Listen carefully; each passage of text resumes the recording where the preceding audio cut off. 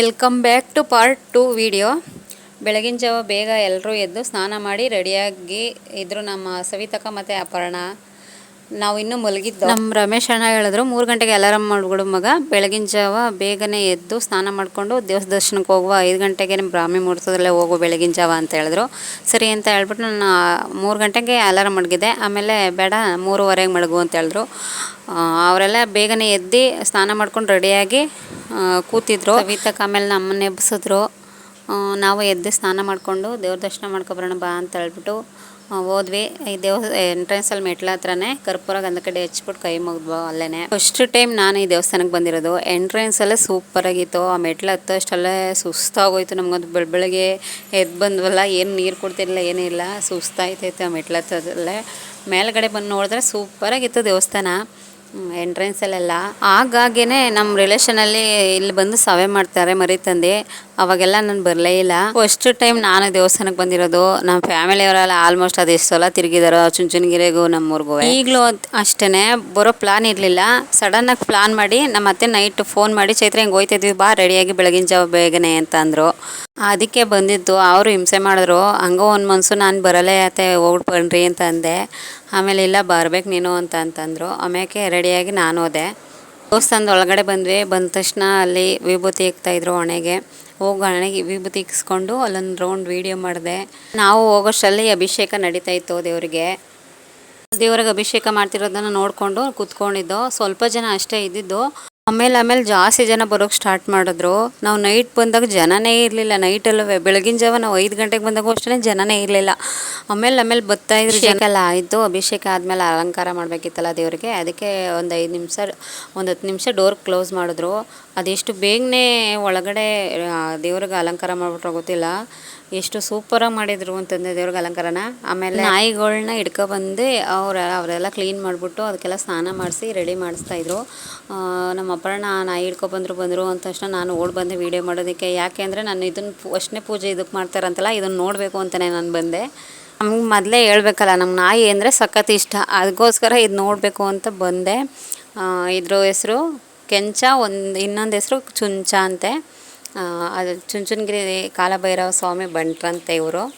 ತುಂಬಾ ಚೆನ್ನಾಗಿದೆ. ಸ್ವಲ್ಪ ಏಜ್ ಆಗೈತೆ ಅವಕ್ಕೆ ಅಲಂಕಾರ ಮಾಡ್ತಾಯಿದ್ರು. ಎಲ್ಲ ವಿಭೂತಿ ಎಲ್ಲ ಇಡ್ತಾಯಿದ್ರು ಅವರು. ಅದನ್ನು ನೋಡ್ಕೊಳ್ಳೋರು.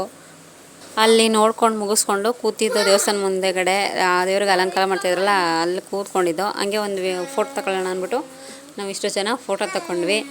ಆಮೇಲೆ ದೇವಸ್ಥಾನ ಒಳಗಡೆ ಗರ್ಭಗುಡಿ ಓಪನ್ ಮಾಡಿದ್ರು. ನೋಡಿ ಎಷ್ಟು ಬೇಗನೆ ಎಷ್ಟು ಫಾಸ್ಟಾಗಿ ಅವರು ಅಲಂಕಾರ ಮಾಡಿದ್ದಾರೆ. ಯಾವ ಥರ ಅಲಂಕಾರ ಮಾಡಿದ್ದಾರೆ ನೋಡಿ. ಇಬ್ಬರೇ ಇದ್ದಿದ್ದು ಒಳಗಡೆ ಅಲಂಕಾರ ಮಾಡೋದಕ್ಕೆ. ಎಷ್ಟು ಬೇಗನೆ ಎಷ್ಟು ಚೆನ್ನಾಗಿ ನೀಟಾಗಿ ಅಲಂಕಾರ ಮಾಡಿದ್ದಾರೆ ನೋಡಿರಿ. ದೇವರಿಗೆ ಎಷ್ಟು ಚೆನ್ನಾಗಿ ಕಾಣ್ತಿದ್ದಾರೆ ಕಾಲಭೈರವ ಸ್ವಾಮಿ.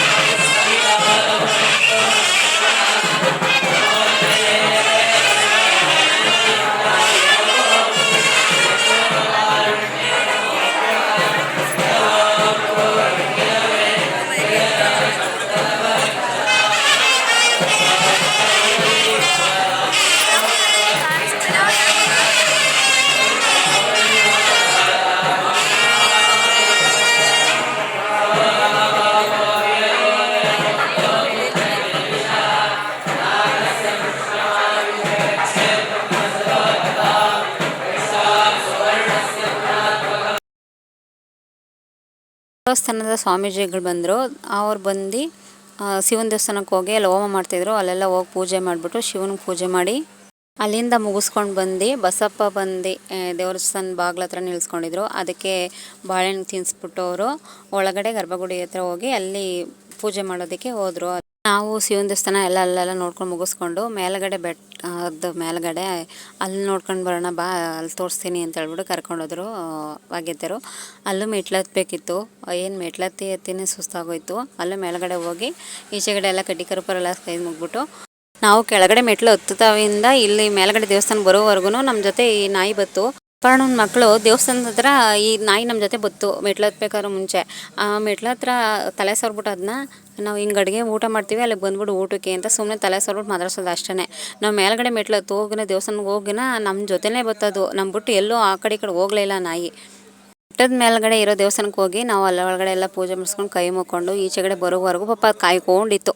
ಬೆಟ್ಟದ ಮೇಲ್ಗಡೆ ದೇವಸ್ಥಾನ ಹತ್ರ ನಿಂತ್ಕೊಂಡು ಸುತ್ತ ನೋಡ್ತಾ ಇದ್ರೆ ನೋಡಿ ವ್ಯೂ ಯಾವ ಸೂಪರಾಗಿ ಕಾಣ್ತಾ ಇದೆ. ನಂಗೆ ಈ ಥರ ಎಲ್ಲ ನೋಡೋಕೆ ಸಖತ್ ಇಷ್ಟ. ಅದನ್ನೆಲ್ಲ ವೀಡಿಯೋ ಮಾಡಿಕೊಂಡು ಆಮೇಲೆ ನಾವು ಅಲ್ಲೆಲ್ಲ ಒಂದು ಸುತ್ತಮುತ್ತ ಇರೋ ಪ್ಲೇಸ್ಗಳ ಹತ್ರ ಫೋಟೋ ತಗೊಂಡು ನಿಂತ್ಕೊಂಡು ಎಲ್ಲರೂ ಒಂದು ಎಣ್ಣೆ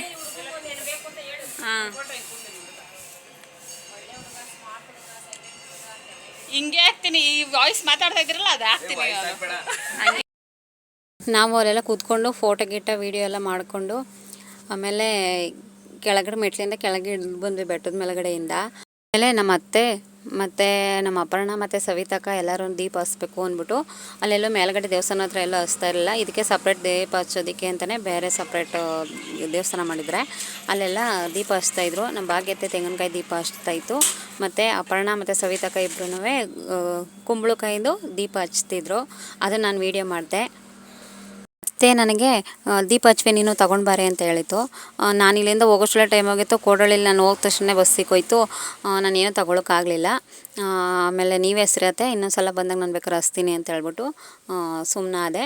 ಬೆಟ್ಟದ ಹುಡುಗರುಗಳು ನಾಷ್ಟ ಬಡಿಸ್ತಾಯಿದ್ರು. ನಾನು ವೀಡಿಯೋ ಆನ್ ಮಾಡಿದ್ನಲ್ಲ, ಮಾಡೋದು ನೋಡ್ಬಿಟ್ಟು ಅವನು ಸ್ಮೈಲ್ ಕೊಡ್ತಾವನು ವೀಡಿಯೋಗೆ. ಆಮೇಲೆ ನಾಷ್ಟ ಹಾಕ್ಸ್ಕೊಂಡು ಮುಂದೆ ಪಾಸ್ ಆಗೋದೆ. ಇಲ್ಲಾಂದರೆ ಅವನು ಸ್ಮೈಲ್ ಕೊಡ್ತಾವನೇ ಇನ್ನೊಸಿ ವೀಡಿಯೋ ಮಾಡ್ತಿದ್ದೆ. ಇದಿಷ್ಟು ಭಾನುವಾರದ ಬೆಳಗ್ಗಿನ ವೀಡಿಯೋ. ನೆಕ್ಸ್ಟ್ ವೀಡಿಯೋದಲ್ಲಿ ಸಿಗ್ತೀನಿ. ಅಲ್ಲಿವರೆಗೂ ಕಾಯ್ತಾ ಇರಿ. Thank you.